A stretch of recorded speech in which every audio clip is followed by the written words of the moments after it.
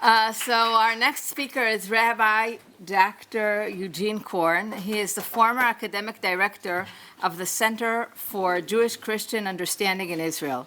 His recent books include The Bible, the Rabbis, and the Jewish-Gentile Relations, Jewish Tradition and Ethical Values, and Jewish Theology and World Religions. His writings have been translated into Hebrew, German, Italian, Spanish, and he lives with his wife in Jerusalem.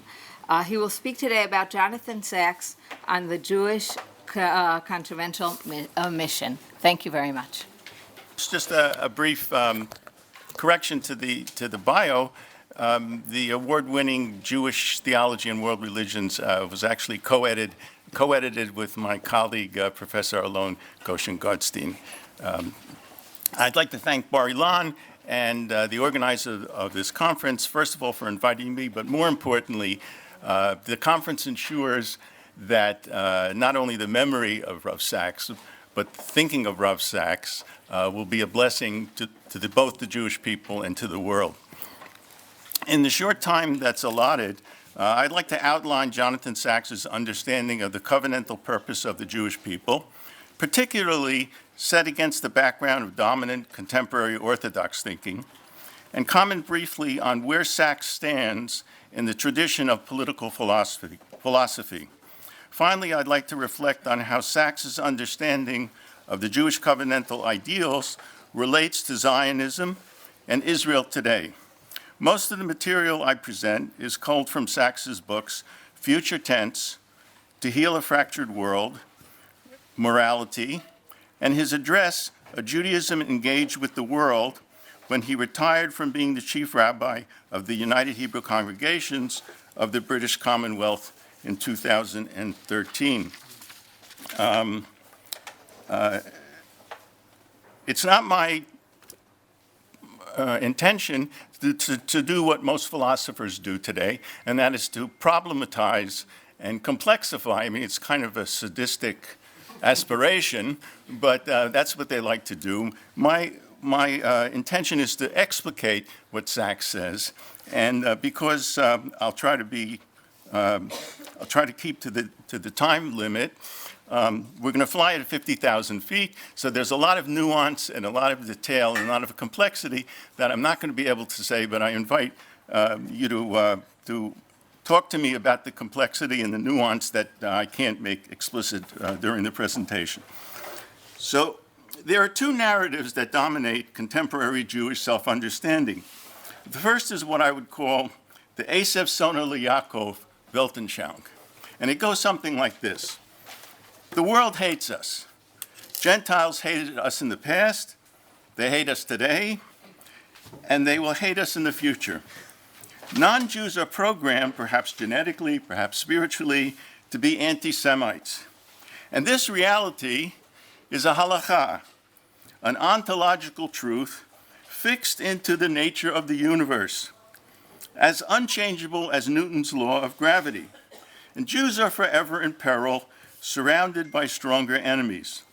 Now, given this unalterable reality, survival is the primary and sometimes the exclusive goal of Jewish life. Segregation and withdrawal are the preferred strategies of the day. Okay. And Jewish energies must be overwhelmingly poured into our physical and spiritual defenses. I'm glad that Jonatha, I don't know if Jonatha Reinhold is still here, but he mentioned the Bee Gees last night. Advocates of this narrative are absolutely convinced that the Bee Gees had the Jewish people in mind when they wrote the song Staying Alive, Staying Alive. Okay? Now, this survivalist hold-on narrative of the Jewish condition prevails amongst traditional Jews. And modernity has supplied much warrant for it. The emancipation opened the floodgates of assimilation and the massive loss of Jewish religious identity. And what the emancipation didn't eliminate spiritually, the Shoah brutally completed by nearly exterminating the Jews of Europe. In addition, for 70 years now, Israel's neighbors have sought to destroy the Jewish state and murder her Jews. Finally, the young 21st century has already shown us that anti-Semitism is an ineradicable disease even in Western democracies. And there are a number of consequences to this survivalist worldview. One, the theology of suspicion breeds the politics of fear, which quickly crowds out reason until nothing is left beyond tribal solidarity, retrenchment, and introversion. Second, it denudes Judaism of any realistic, constructive aspirations for the future. And when substantive intellectual and spiritual goals are absent, teleology is lost. Thus, mitzvot, Torah study, ritual are shorn of any theological or creative purpose. We rhapsodize over the mechanics of halakha without paying attention to halakha's underlying cognitive, theological, or moral values.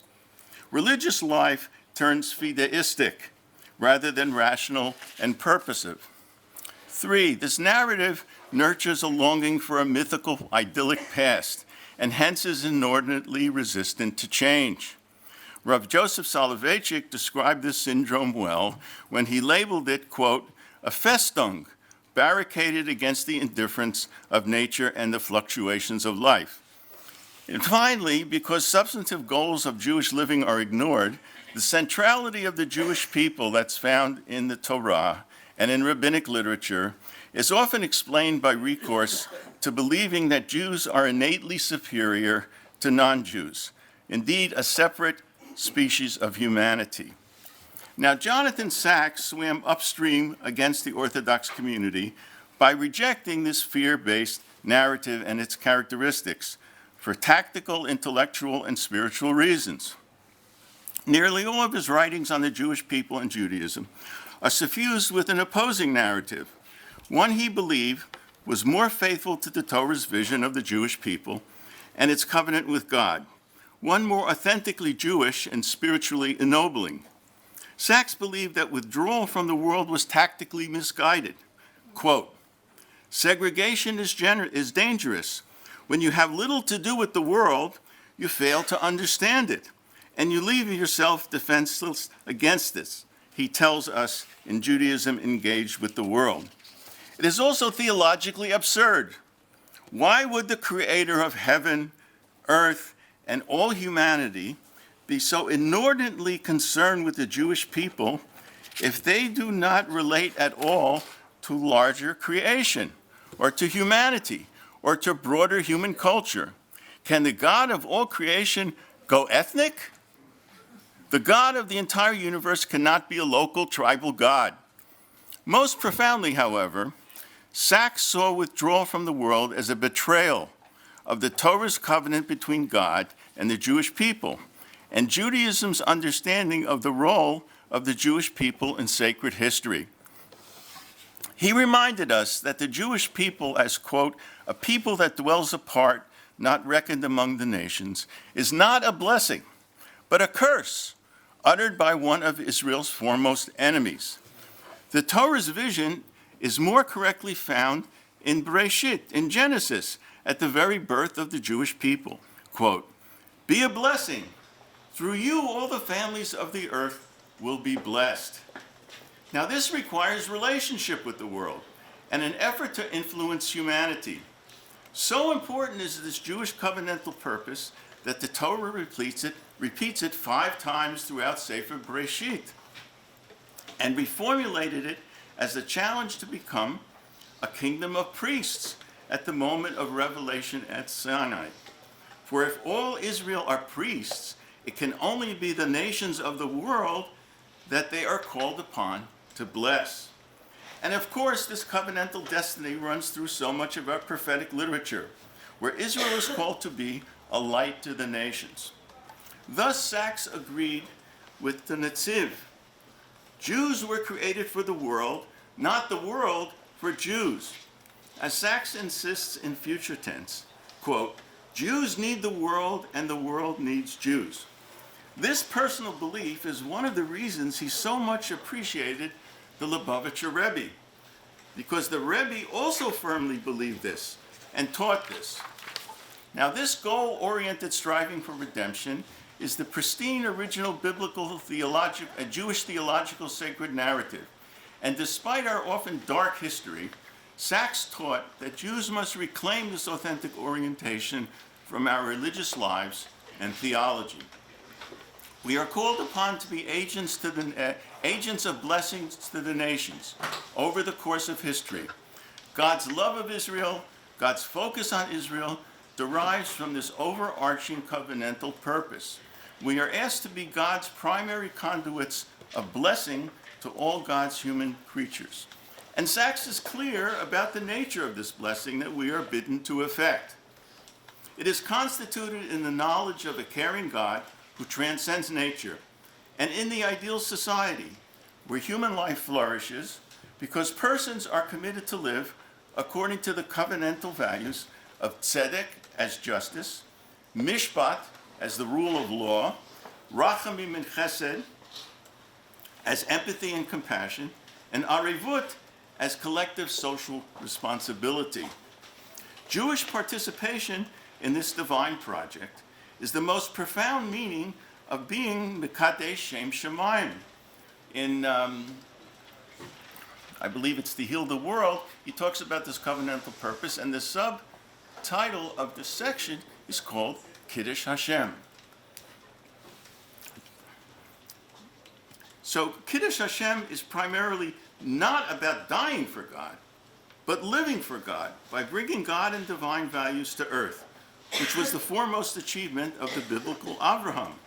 As Sachs insisted, quote, covenantal Judaism is God's call to human responsibility, to bring the world closer to the world that ought to be, end quote. So authentic, faithful Jews live with the past, but not in the past. We cannot be paralyzed by the past, be it a factual history of persecution or some idyllic illusion. Our hearts and eyes should be directed toward what the Torah tells us ought to be. And here ought surely implies can. Authentic religious Jewish life must be future-oriented.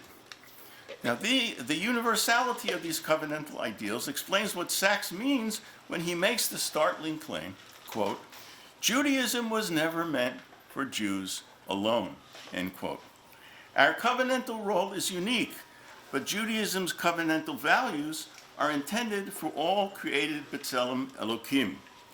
And how should Jews realize this universal blessing? 3 ways appear in rabbinic literature. One is via theurgy. By living divine values, Jews can effect change in the heavens, causing God to redirect divine blessing back down to Gentiles.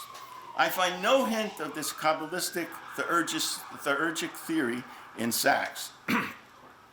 A second way is through passive modeling. By being models, Jews may inspire the nations to emulate them. This requires no direct involvement with the nations. The third way is active engagement with humanity, being directly and actively involved with the nations as teachers and by committing ourselves to salutary moral and social acts, acts of tzedek, mishpat, and chesed. Sachs announced, quote, we are commanded to lead our lives so that we become living tutorials to the values Jews first taught the world, the sanctity of life, the dignity of the human person, the imperatives of justice and compassion, and community as collective responsibility, and the importance of lifelong education, end quote. This is his understanding of the covenantal life that God and his Torah require of us Jews. Now, a central proposition of Sachs was, quote, to apply Torah to the world, Jews must understand the world, end quote. It was axiomatic to him that Jews ought to apply Torah to the world, that is, to human culture and experience. The Torah is not a private esoteric enterprise, and Jews are not meant to be a ghetto people. They are meant to enlighten, to improve, to assist, and to promote human culture as it evolves over history. And to do so, Jews must immerse themselves in general human wisdom, chachmah, both technical and humanistic, and become leaders in the physical and spiritual progress of humanity. And this is a religious ideal. not merely some de facto concession to Gentile culture necessary for the purpose of survival. God wishes us to be a particular people with a universal mission. Now, curiously, the one Orthodox Jewish philosopher / rabbi who spoke this way was Eliezer Berkovitz. And curiously, Sachs almost never mentions Berkovitz. He does so in some of his early work, but in his later work, Berkovitz simply doesn't appear. So if anybody can explain this to me, I would welcome such an explanation. Now, for students of Enlightenment values or modern liberal culture, important questions arise. One, how different is Sachs's covenantal Judaism from the thin, desiccated, and now nearly theologically barren social gospel of liberal Protestantism? Or from the Enlightenment's assimilationist secularism? And given this universalist engagement with the world, how will Jews retain their distinctive identity? These questions deserve sustained analysis, but for now I offer three brief observations. One, Sachs gave this vision heft and credibility by his innumerable references and allusions to Jewish texts and traditions. Two, as we heard earlier, he rejected Enlightenment individualism for a more communitarian understanding of identity and ethics. Sachs saw Judaism as unique because the Sinaitic covenant imposes collective responsibility. I mean, after all, we are supposed to be a goy kadosh and a mamlechet kohanim on the Jewish people as a whole, not merely as well-meaning individuals.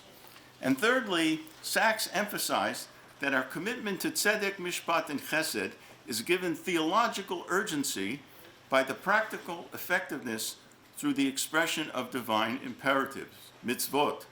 These religious ideals were not merely cerebral philosophic notions or theoretical moral aspirations. Now, let me say a few words about Jonathan Sachs as a political philosopher. Immanuel Kant famously claimed, quote, "From the crooked timber of humanity, nothing can be made straight." This is a relatively late expression of the philosophical school of political realism, which takes its cue from the Latin dictum, homo homini lupus, that is, man is a wolf to other men. In this worldview, human beings are intrinsically aggressive and incorrigible. The best that governments, leaders, philosophers, and teachers can hope for is to restrain the powerful human tendencies toward deceit, violence, and war, as Hobbes put it. In the 20th century, Leo Strauss, Hannah Arendt, and Henry Kissinger were three of the best-known exponents of this conservative tradition in political philosophy. It was self-evident to them that human selfishness, aggression, and fear of others could not be permanently overcome. In Freud's words, quote, "Who in the face of all of his experience of life and history will have the courage to dispute this assertion?" Jonathan Sachs rejected this tradition and took direct aim at Kant when he wrote To Heal a Fractured World. He believed in historical progress and that individual and collective moral improvement was possible.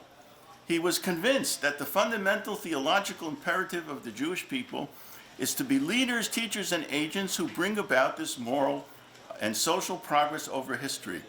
So, in the, quote, "in the face of all experience of life and history," this belief was Jonathan Sachs's deepest act of faith. Sachs was squarely in the tradition of political idealism. He was no naive nor foolish romantic. I would call him a sober, rational messianist. He was deeply conscious of war, power, aggression, and violence as facts of the human experience, particularly when it was directed against Jews. He wrote and spoke frequently about anti-Semitism. He devoted chapters of his books to it and spent generous energies fighting it. If you want to see one of Jonathan Sachs's finest moments, watch his address to the European Parliament about the metastasizing cancer of anti-Semitism careening through Europe and the obligation to fight it. It's available on YouTube. In sum, Sachs very well understood the threat to our people. He just refused to make a religion of it.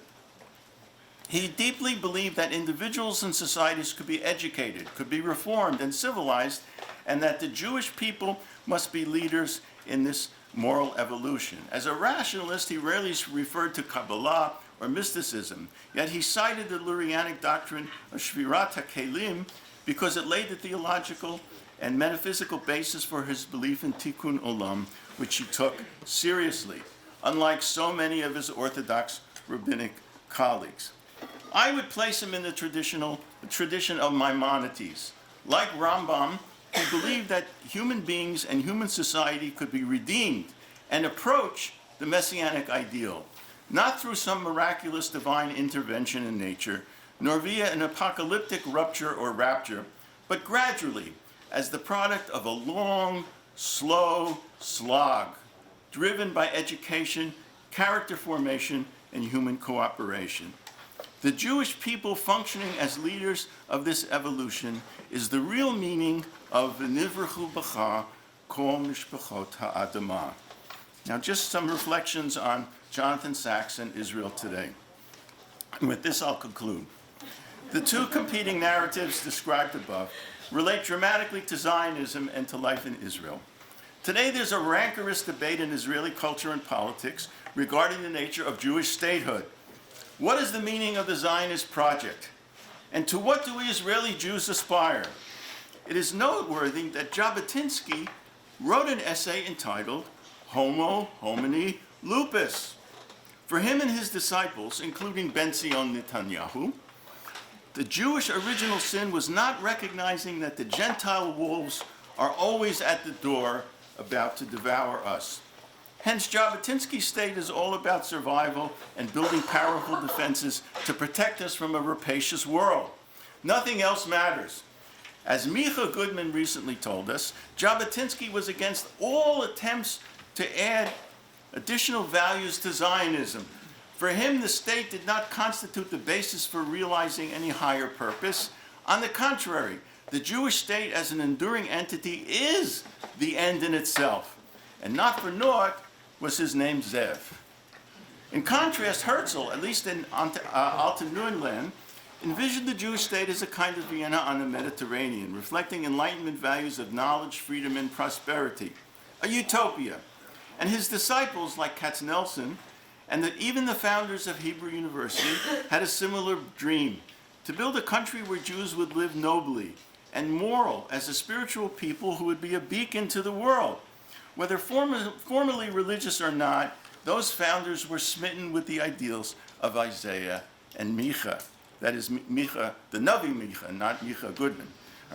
One need only go to Hebrew University and read the signage that tells of the vision of that institution. It was to build a light unto the nations. And today, Bar Ilan reflects many of these values. In a variation on the theme, Rav Kook also saw the Jewish state this way. He spoke of Jewish holiness and spiritual perfection that the state would radiate to the nations, being a model and stimulus for the theological and moral development of humanity. So the debate rages on, particularly today. Should Israelis just turn inward and reject mathematics, modernity, and general human wisdom, the way a large segment of our populace lives? Should Israel barricade itself against all non-Jews and be only a refuge from our enemies, real or manufactured? A polity where power and domination rule, where survival and security supersede everything else? Or is there a higher telos to the state, one that lives side by side with our security? Can Israel reflect the covenantal values of tzedek, mishpat, rachamim, and arivut, and safeguard the rights of minorities as the belief in Tzelem Elokim demands? Can Israel be the harbinger of freedom, tolerance, and democracy in the Middle East? Should Israel strive to say something to the family of nations and advance universal human flourishing? In other words, can we help the process of turning Homo homini lupus into Homo homini deus? Not just to ourselves, as Thomas Hobbes thought, but to all nations, as Isaiah, Maimonides, and Jonathan Sacks insisted was possible. If survival and power is our sole paradigm, Israel may avoid becoming a failed state, but it will likely not avoid becoming yet another Philistine state in our neighborhood. Do we accept the covenantal mission that Jonathan Sacks was so committed to? Or will we opt to turn our backs on the world and human culture? forsaking the biblical challenge and becoming kachol hagoyim. This fateful choice is before us as a people, and most urgently as a Jewish state. And the Jewish future will be determined by how we answer this transcendent question. Thank you.